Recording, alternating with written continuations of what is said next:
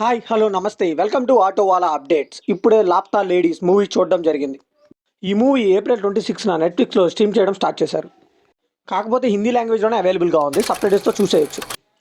So చాలా days నుంచి try చేస్తున్నాను ఈ మూవీ చూడడానికి, బట్ థియేటర్స్ రిలీజ్ ఎక్కువ ఉండడం వల్ల ఈ మూవీ అయితే చూడలేకపోయాను. ఫైనల్గా కంప్లీట్ చేశాను. ఈ మూవీ చూశాక నా ఎక్స్పీరియన్స్ చెప్పాలంటే నాకైతే పిచ్చి పిచ్చిగా నచ్చేసిందండి.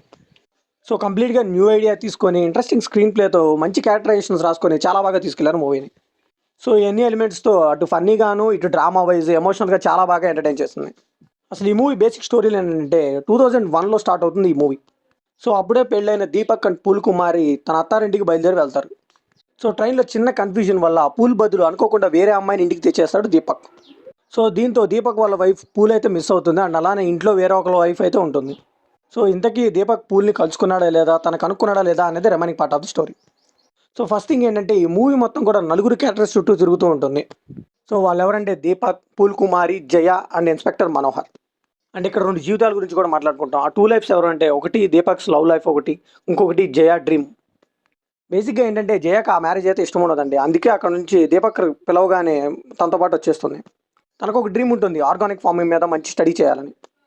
సో ఇంతే సింపుల్గా ఉంటుంది స్టోరీ అంతా కూడా. ఇలా మామూలుగా తీసుకొని వెళ్ళిపోవచ్చు, కానీ స్క్రీన్ ప్లే కానీ ఆ క్యారెక్టరైజేషన్స్ కానీ ఆ క్యారెక్టర్ ఆర్క్స్ కానీ చాలా బాగా యూస్ చేసుకున్న డైరెక్టర్.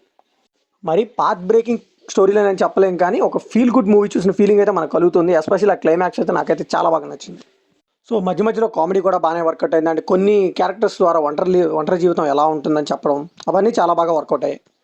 ఆడియన్స్ ఎంతలా కనెక్ట్ అవుతారండి, Deepak and pool Kumari love స్టోరీకి అయితే చాలా బాగా కనెక్ట్ అవుతారు. వాళ్ళిద్దరు ఎప్పుడు కలుస్తారని ఆడియన్స్ కూడా వెయిట్ చేస్తూ ఉంటారు. సో ఇలా ప్రతి ఆస్పెక్ట్ని టచ్ చేస్తూ ఏది ఓవర్ బోర్డ్ అవ్వకుండా అన్ని ఎంటర్టైన్మెంట్ వేలో బాగా చక్కగా మెసేజ్ అయ్యేలాగా తీసుకెళ్లారు. సో నవ్విస్తూ ఇటు ఫీల్ గుడ్ మూవీ ఇస్తూ క్లైమాక్స్లో అందరినీ సాటిస్ఫై చేసేలా ఉంది మూవీ.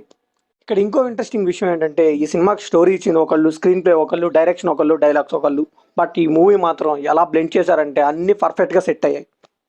ఇంకా పర్ఫార్మెన్సెస్ వైజ్ నేను చెప్పినట్టు 4 క్యారెక్టర్స్ ఇచ్చి పడేస్తారని చెప్పాలి. ఎస్పెషల్లీ ఆ దీపక్ అండ్ పూల్ కుమారి అయితే వాళ్ళ క్యారెక్టర్లో జీవించేశారు వాళ్ళిద్దరు.